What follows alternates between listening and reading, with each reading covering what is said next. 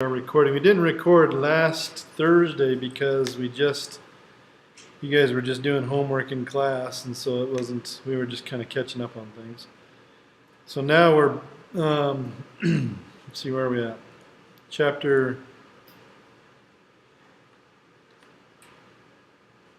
Wrong book, different class.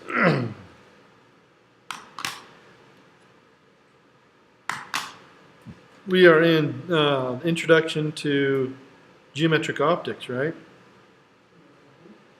Okay. So how we're going to do this is I'm going to give you a basic introduction, and then we're going to turn you loose on some experiments. We'll start experiments today.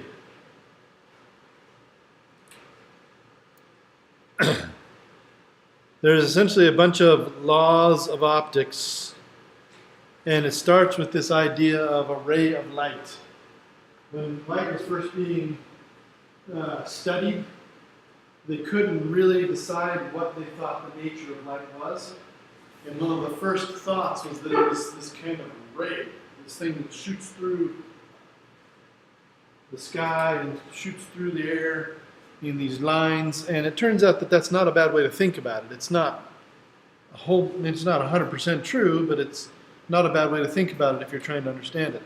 So this idea that light travels in a straight line, originates at some point and travels in straight lines, that works. It works for what we're going to be doing to start off with.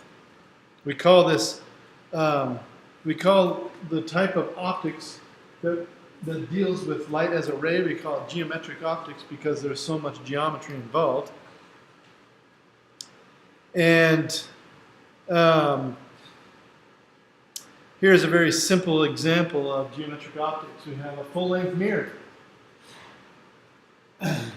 Light comes from the foot of the man, bounces off the mirror, and when it bounces off the mirror, it obeys one of the laws of geometric optics, which is the law of reflection. The law of reflection says that if you measure the angle of the light as it hits the glass, or the mirror, and the angle as it reflects off the glass, those two angles will be the same. The question is, where should we measure the angle from? And it turns out the best place to measure the angle from is from the normal. So we draw a normal line, 90 degrees to the surface of the glass, and we measure the angle from that line to each of these rays. And those angles will be the same. And that's true whether the glass is flat, whether the mirror is flat, curved, or whatever. It is true no matter what. So, how long does this mirror have to be?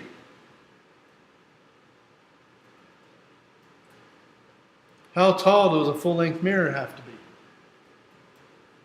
According to this. Half the height of the man. Half the height of the man, turns out. And that has to do with that equal angle in and out, right? It's geometry. If you do the geometry, and you figure out these angles, and you figure out the angles from the light coming from the top of his head down to his eye, because light always travels from an object that you see to your eye that is seen. At first it was thought that your eyeballs sent out these particles of light, and that's how we saw. That was one of the first ideas of light. In fact, I think it was Newton that came up with that theory. These particles of light, and he was right in one aspect, that light can have a particle nature to it. We'll learn about that later. But he was wrong in that the light comes from our eyes and goes out to things. It actually comes from things to our eyes, right?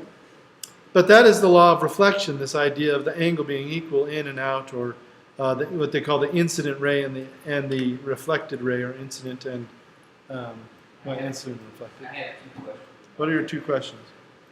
All right, so whenever you're looking at something in a mirror, so if the thing measures in the mirror, say it measures 4 inches in the mirror, you got to start your first angle at the bottom to where you see it at, and that angle. No. Or, Did you want more information than that, other than just nope? Yeah. Here it is. So with reflection, there are infinite number of rays. So when I talk about the light coming from his foot, I'm talking about one ray of light coming from his foot, hitting the bottom of the mirror, and that shows that his foot his foot would show in the bottom of this mirror, but there's also a ray coming from his knee, and there's one coming from his tibia, and there's one coming from the button on his jacket, and there's just an infinite number of rays in between, and each one of them has a different angle depending on what their distance is from the eye. Does that make sense? And does it matter the angle that the mirror is at? Yes, because if the mirror is if the mirror is at another angle, he might not even see himself because that angle in and the angle out still has to be equal. So if you tilt the mirror backwards or forwards, that angle is going to change and that light might not hit his eye. It So matters a lot. the half length proportional to his body is only true if the mirror is parallel to extending out. Yes. Okay. And if it's not, it doesn't matter because he won't be able to see himself anymore. Or not likely to be able to see himself. If you tilt it just a little bit, it'll be fine. If you tilt it very far and the mirror is very far from him, then immediately he leaves the view of the mirror, right? Unless the mirror is very big, and then you can have a bigger mirror and have a full-length mirror. I mean, but when we talk about full-length mirrors, we're talking about vertical mirrors, usually. So, good questions.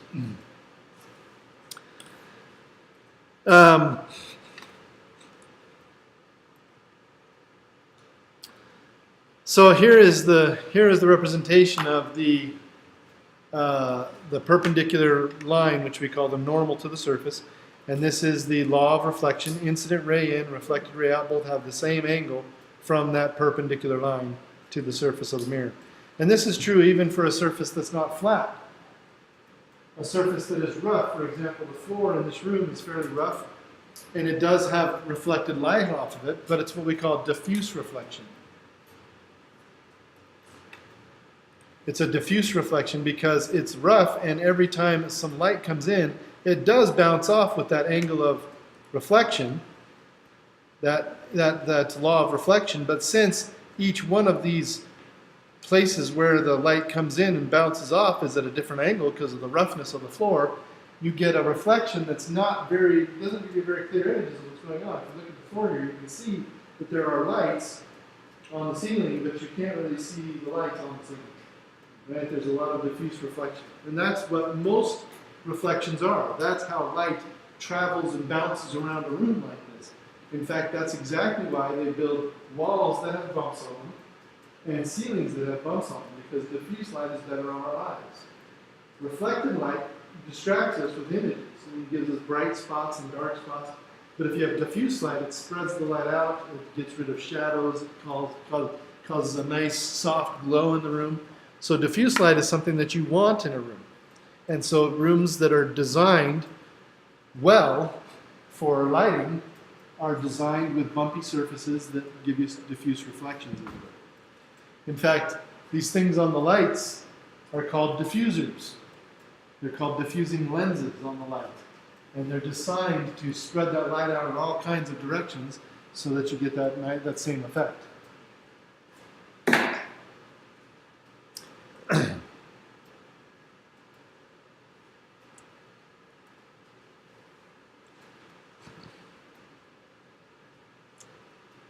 So, law of reflection. With the law of reflection, you can do all kinds of crazy things. You can have two mirrors and have the light come in and hit one and then hit the other. And you can do the geometry of this. It's essentially just triangles and parallel surfaces and perpendicular surfaces, adding, angles to equal 90, angles to equal 180. I'm sorry, but you are going to have problems like that to do in the homework.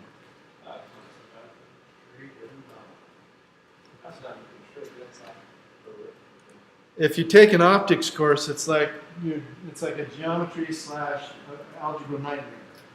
You're just doing tons and tons of geometry and tons of algebra. But we're only taking a few chapters here to do this. Okay, so law of reflection. Now we go to the law of refraction. Refraction is when the light passes through a material because the material is optically what do they call that? Anyway, because the material allows the light to pass through it. Materials like water, they're clear. Water, glass, plastics, some plastics, air. All of these materials refract light instead of reflect light, which means that as the light encounters them, it changes the direction of the light. And why does it do that? Well, it's because of the speed of light changes. Now here's an interesting situation that you may or may not have seen in your lifetime, where you look into something, for example, water or glass or something, and you think that something is where it looks like it is, but then you start to realize it's not where it is, where it looks like it is. Does that make sense? So if you've ever been fishing, for example, and you're trying to catch a fish out there, and you cast your line, and you're thinking you can see this fish, you cast your line, and the fish doesn't even notice it. That's because when you see a fish at an angle, it's always closer to you than you think. And if it's facing you and you cast your line where you think it is, you're casting your line behind it. It won't even see it. Right? So you always have to cast in front of it in order for it to see that fly hit the water or whatever else. And fishermen know this. Good fishermen know this. Fishermen who catch fish know this. Spear fishermen definitely know this, because if you try to jab a fish that's in front of you and you jab right where you're looking, you're going to miss it every time, because it's actually closer to you than you think. In the case of this fish tank, the fish is directly behind the corner, but the light bends, and so it looks like it's over here on the right and on the left even. You can actually get double images.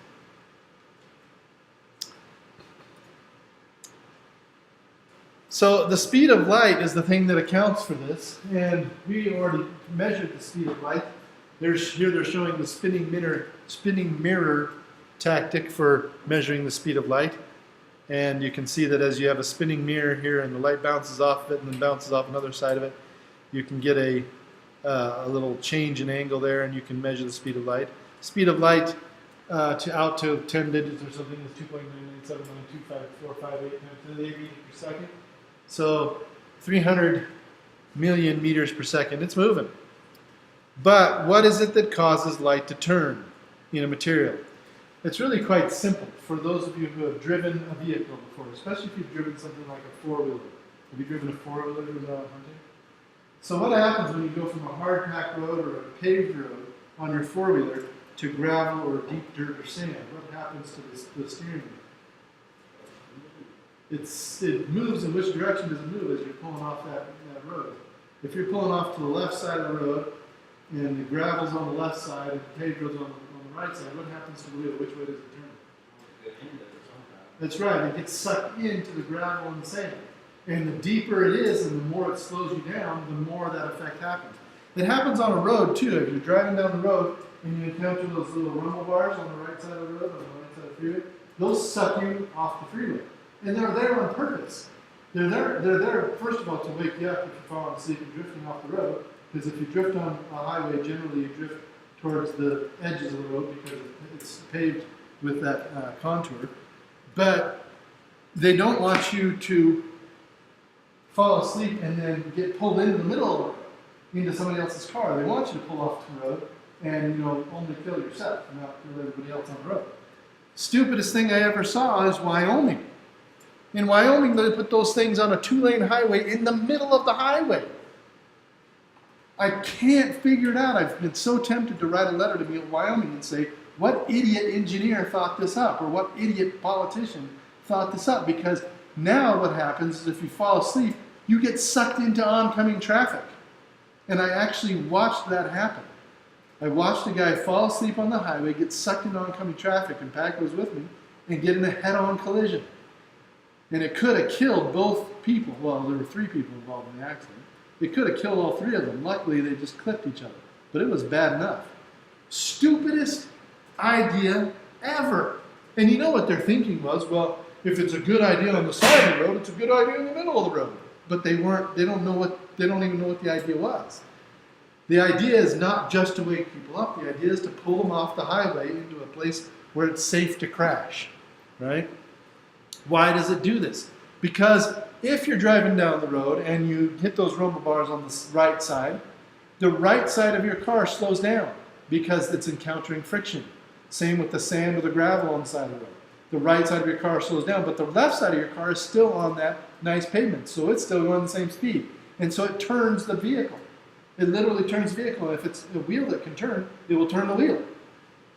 So it literally slows one side down while the other side stays the same speed. The same thing happens with light. As rays of light encounter a new material, other than the material it's in, they will either slow down or speed up depending on the speed of light in the material they're encountering compared to the speed of light in the material that they're in. In vacuum, the speed of light is 2.99 times 10 to the 8 meters per second. In everything else, it is slower. There is nothing that it is faster in the vacuum as far as we know. Every few years, a group of scientists will come out and say, we've discovered a material where the speed of light is faster than it is in a vacuum. And every single time they get debunked. There's never been one of those claims ever stand up to scrutiny yet. And it just surprises me that people still trying to do it. They're trying to prove Einstein wrong. Because it was Einstein that said, this is a constant, and we need to treat it like it never changes, and everything else needs to change accordingly. Because if we do treat light as a constant, when Einstein figured this out, he discovered that everything else has to change almost. There's only a few things that can stay constant if the speed of light stays constant. And if it actually does, it changes all of physics. And that's for another day. We'll learn more about that later. But when you go from, for example, if we go from air to glass, the speed of light in air is almost 2.99 times 10 to the 8 meters per second. It's almost as fast as it is in vacuum. The speed of light in most gases is pretty high, because most gases have very little to them, so they don't really impede the light very much. But if we go into water, the speed of light in water is like 1.3 or 1.6 or 1.8, or I don't know what it is, times, it's actually that speed of light divided by 1.8. So it's quite a bit slower than it is in air. So as it goes into the glass, it slows down and it will turn towards the glass. As it goes into the water of the tank, it will turn towards the water and turn into the water. So it's just like a four-wheeler encountering the material that it goes slower and it turns towards it. So you can see here as you go in towards the tank, it turns in on the right side because that's towards the water, and on the left side it turns right in towards the water again. So it slows down. This turning, how much it turns, I guess is a better way to say it, is we use a ratio to determine to talk about how much it turns, how much light turns when it encounters a new material. And this ratio is called the index of refraction. And the index of refraction is calculated by taking the speed of light in vacuum, c, 2.99 times 10 to the 8 meters per second, and dividing it by the speed of light in that material, v, right there.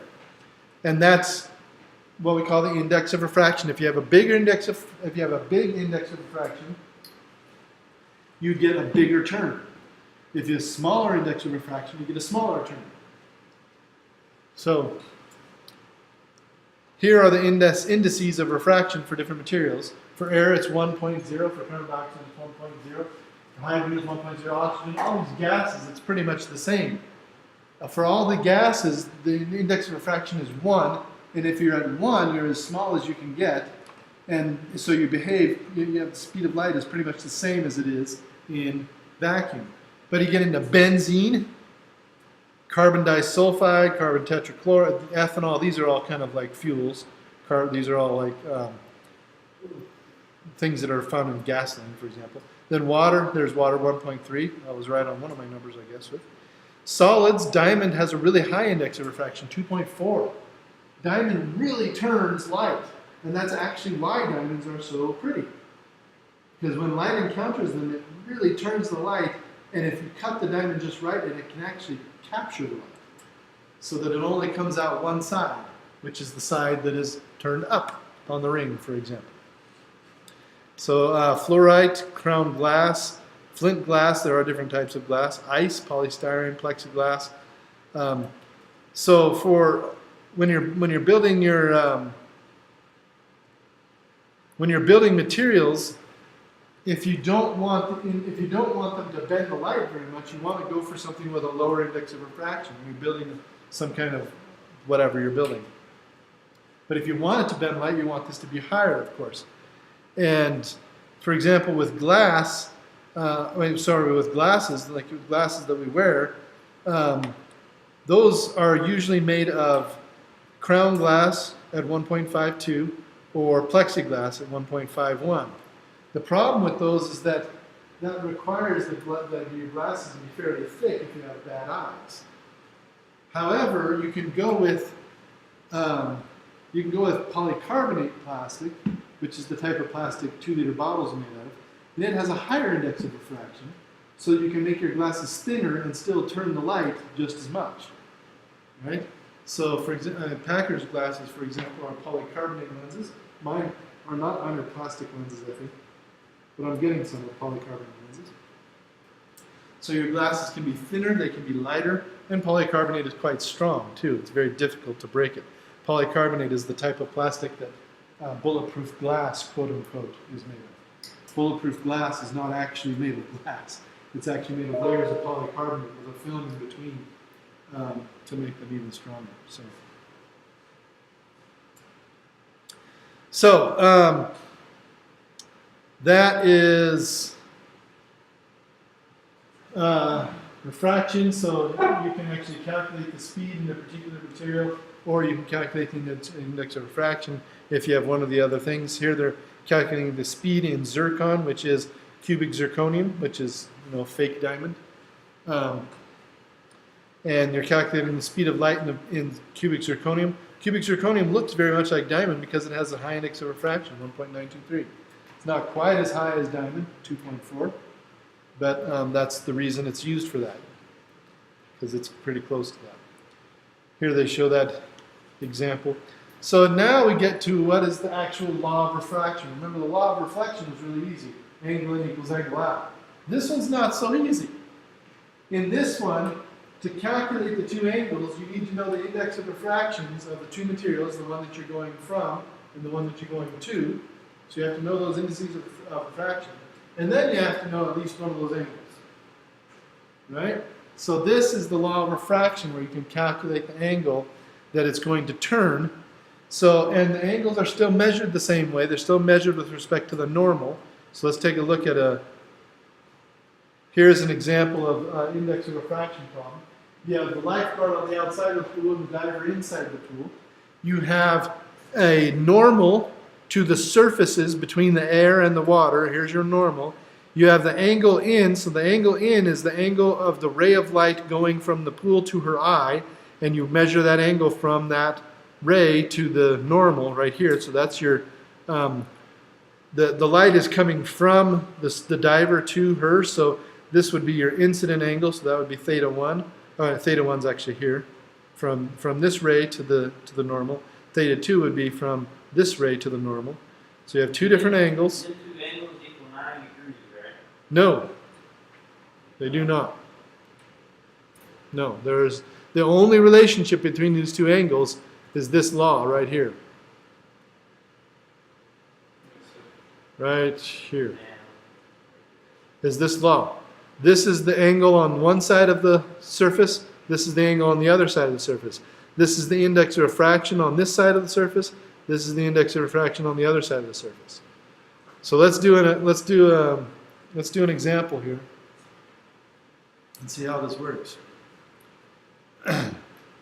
So in this particular example, we're doing where they're calculating the index of refraction. Oh, okay.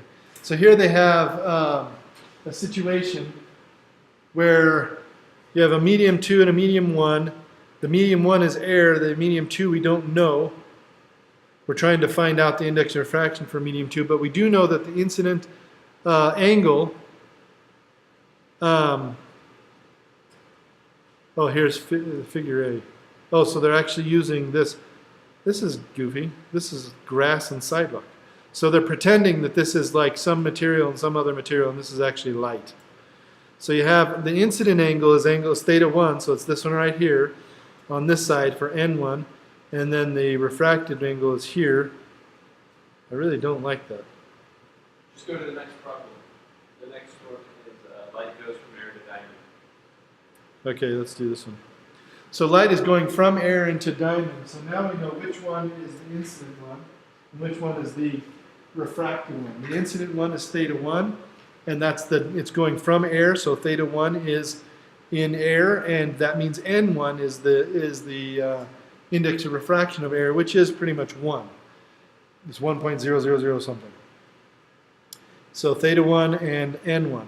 And then we are given N2 because they say that it's going into a diamond, so N2 is 2.419, and we are going to calculate theta 2. We rearrange the equation to get sine theta 2 equals N1 over N2 times sine theta 1. Then we plug in our numbers, and when we plug in our numbers and then take the inverse sine of both sides, we get this. We get 11.9 degrees of refracted light, of the refracted angle on the inside. Okay? And that's similar to this, where this would be would have been the air, the sidewalk would have been the air, the green part would have been the diamond. And as it came in with a 30-degree angle here, and then it turned, so it had an 11-degree angle here. It would have turned a lot more in diamond because this is bigger than 11 degrees. So it would have been kind of like this, down this way. But that's the idea. As it goes in, it turns, and we can calculate that angle using the law of refraction, which is also called Snell's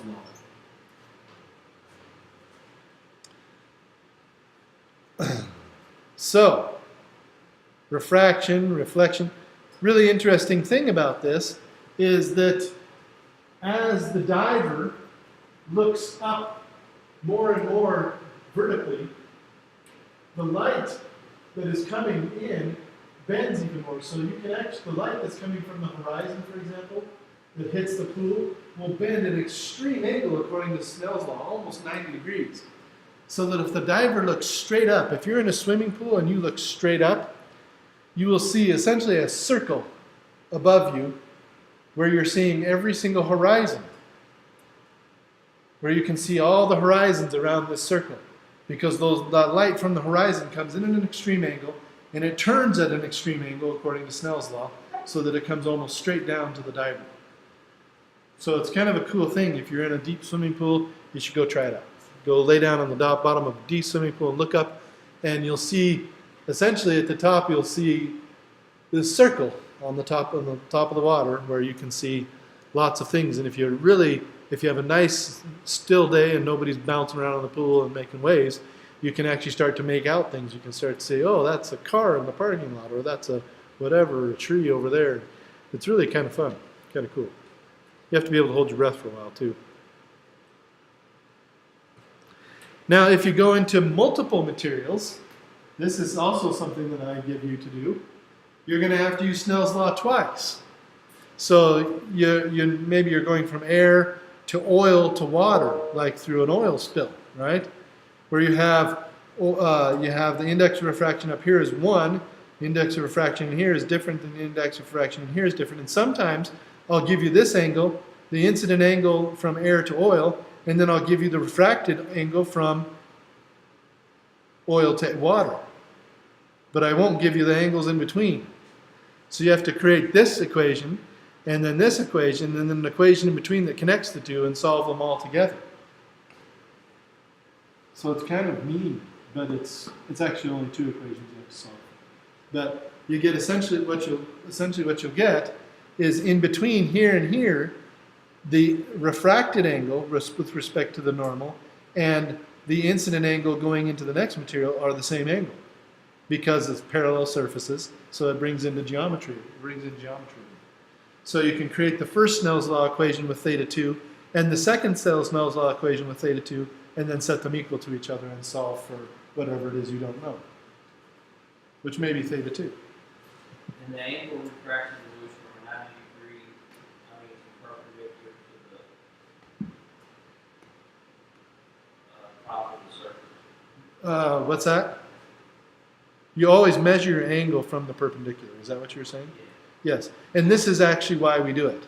So that you can go from surface to surface and have those angles be... So it's always from that line. It's always... You're looking this way. So it's from this line out. Yep, so you always measure from, you always draw a little dotted line that goes perpendicular to your surface. So your top line are actually be Yep. from this over, Yep, and the bottom would be from this. yep. You always measure from that same perpendicular line that goes through the surface. So you measure this way and then this way. Yep, that's correct.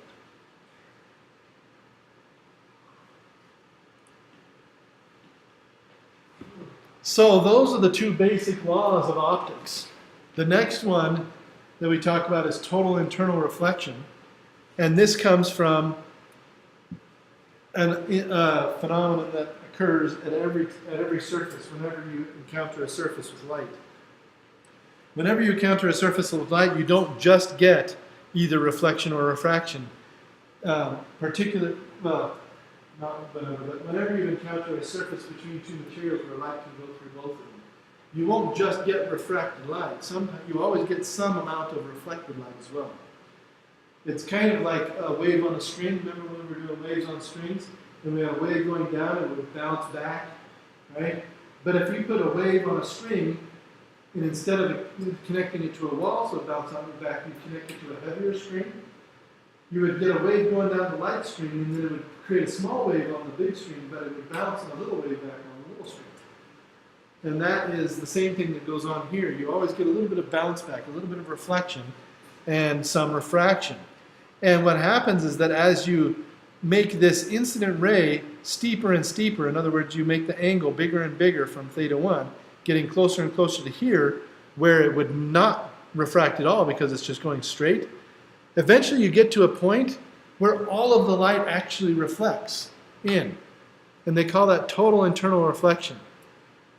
And for every pair of materials, for every place where the materials, there's two materials coming together like this angle is different. It's called the critical angle. And that critical angle happens when Snell's law gives you a refracted angle of 90 degrees.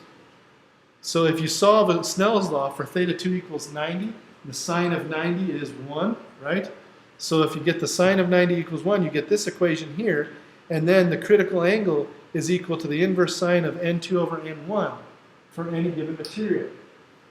And this is actually why diamonds are very shiny, especially if they're cut just right. If you cut a diamond just right, the light coming into the diamond will not escape out the sides or the bottom of the diamond because of this total internal reflection. It will come in at an angle so that it only reflects inside the diamond. And then the only place that it can come out is the top of the diamond. So light can come in from any angle, but it can only escape the top of the diamond. And that's what makes diamonds so bright, is the particular way that they're cut. And that's why cutting a diamond is just as important as having a diamond. A lot of people, think a big diamond is everything, but it's not. The cut of the diamond makes it beautiful. It's the thing that makes it bright and shiny. So you have to have the skill to cut it properly as well.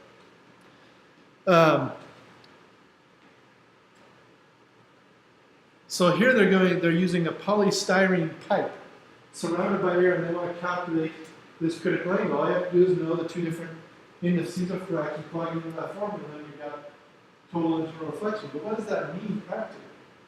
Well, this is what it means practically. This is polystyrene. It's a polystyrene pipe.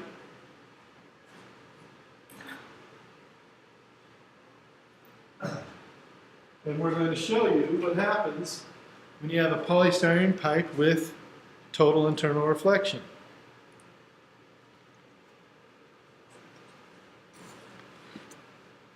So, here's the polystyrene pipe here, and I'm going to shine a green laser into it. See if I can do this well. You can see that almost no light escapes out this pipe. If I turn the laser enough to the side, you can see that it does come out. Watch it come out on the board if I can get the laser to work. There you go. See it coming out on the board if I come at too strong an angle. This laser stinks. Need a new laser. Need a better laser. Where's my better laser? That one's better. So here's the light. If I go at too strong an angle, you can see it coming out there into my hand. But if I come in and don't go at an extreme angle. And if you look up here, you can actually see it bouncing around off the edges of the pipe. But you can see that most of the light comes out the end of the pipe there, which means they've got total internal reflection. Once this laser comes out of the pipe on one side, then it gets less bright inside the pipe. If it comes out the pipe, it gets less bright here. But if I capture all that light with total internal reflection, it gets really bright there. And that is fiber optics. That's exactly how fiber optics work. You make the pipe the right size on the end of it so that light coming into it has to come in at an angle less than that critical angle. So that light bouncing around inside that pipe is always at less or greater than that critical angle rather. And it always gets total internal reflection, so the light can't escape the pipe while it's traveling in the pipe. And then when it gets to the end, since the end is 90 degrees to the wall, it's definitely less than the critical angle and the light can come out. And so you can send a signal on a light wave and it can go for miles on these things, on these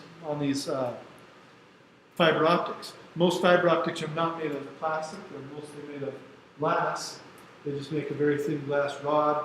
They clad it or encase it in plastic covering to protect it, and then they just get, the only thing they have to make sure that they do is they don't bend the fiber optic too much.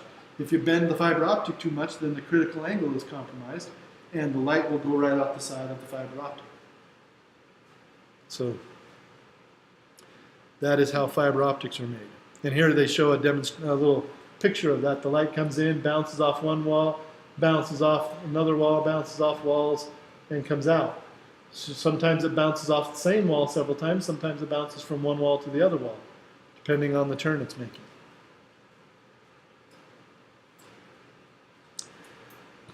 So fiber optics are used in all kinds of things. Oh, here's a nice picture of looks like a esophagus or something. This is what an endoscope does. It's also what a colonoscope does. Corner reflectors, so the reflectors on your bike or on your car, they take advantage of the critical angle as well. So that light coming in can only escape going back out exactly the same way that it came in, actually. So it's a corner reflector because do they have a picture of a corner reflector here? They don't really. But here's how a diamond works. You have light that comes in and it gets trapped in here and it has to go out the same side.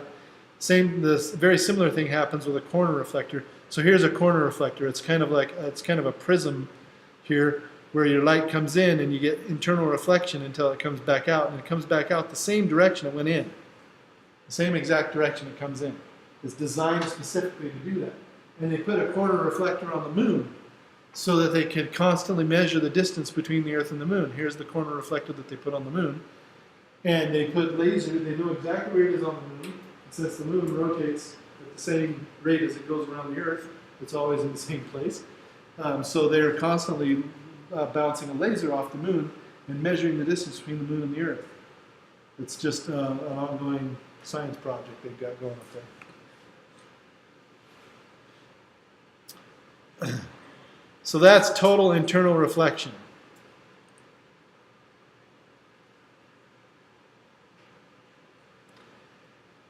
I'm going to, we'll keep going. So dispersion is another one of these things of ray optics, where white light can be split into many different colors of light, and the reason for this is it turns out that different colors of light or different wavelengths of light have different bend at different angles when they go from one medium to another. So when you have light that goes from air to plastic or air to water or air to glass, and it comes in at an angle, then the red light bends more than the blue light does. And this is actually why we see this is why we see yellow and red in our sunsets, is because as the sun is coming in at this extreme angle when it's down low on the horizon, it's coming in at an extreme angle, and the red light bends extremely so that we can see it, but the blue light goes more straight and it goes over our heads. We don't see that. The blue light and the green lights we don't see so much. So red light bends. That's That's also the reason why the sky is blue. That is also why the sky is blue, is because during the day when the light is coming in, right, the red light bends the most and it bends around us essentially, and the blue light comes straighter through, and we see the blue light. So during the day, that's why the sky is blue. And here we can see that right here. Let's see, did I say that right?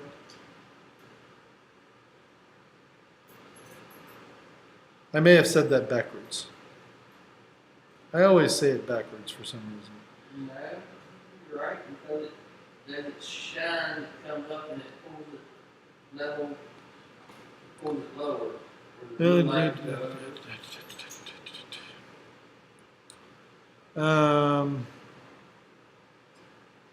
I know the concept I think I explained correctly, but I always say the law incorrectly. I'm trying to remember.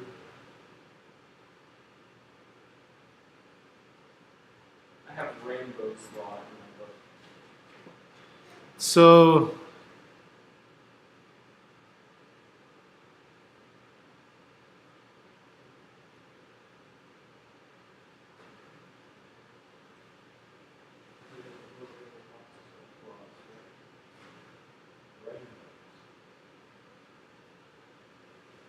okay, so index of refraction increases with decreasing wavelength. So it's the blue that actually bends the most.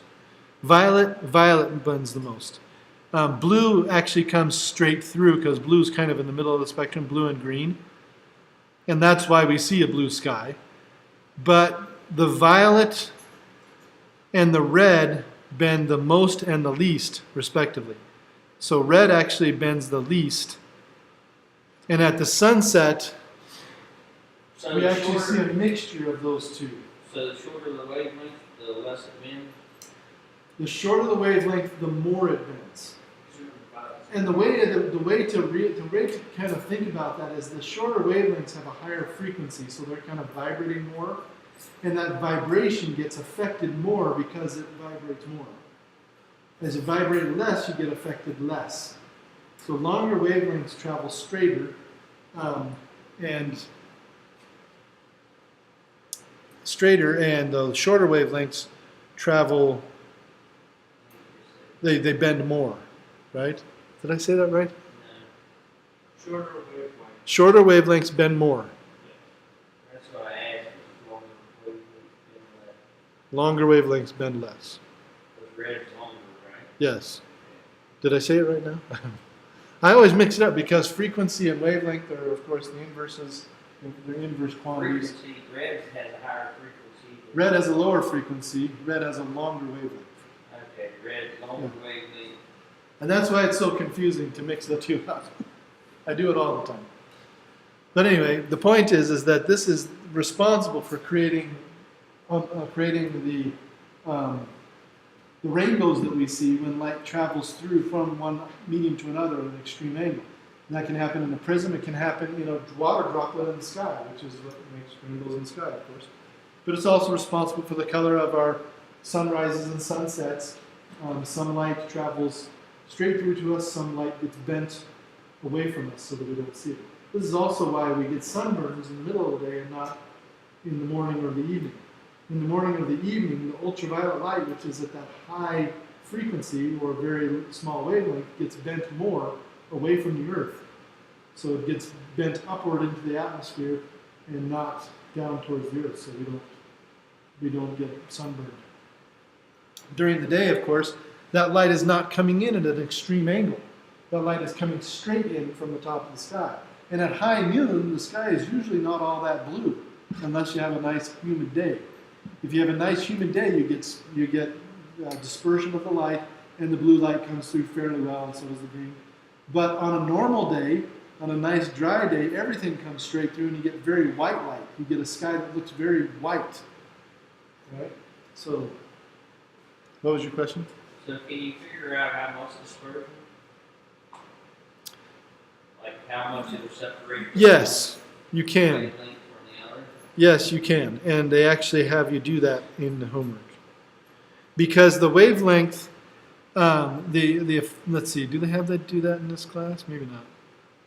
I guess they don't give you that, but I'll have you do that in a lab, I think, because the equation for that is in the lab.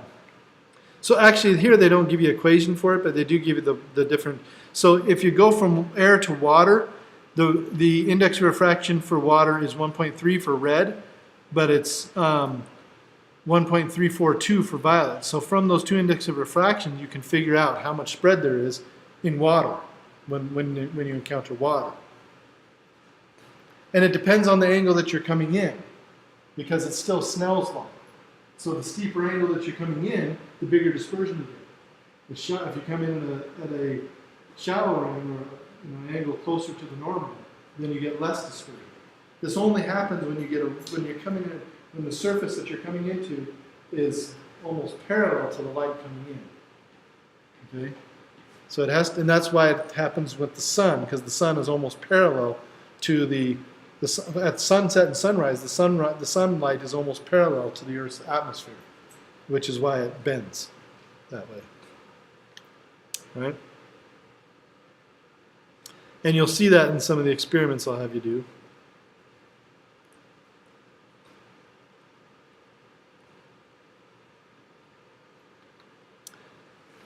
Okay, so now image formation. Let's see, what time is it? 9:50.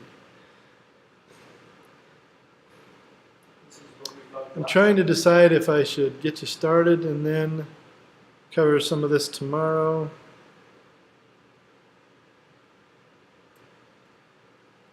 I think I'm going to get you started on some of the experiments, and then, because we've only gone through half of class today.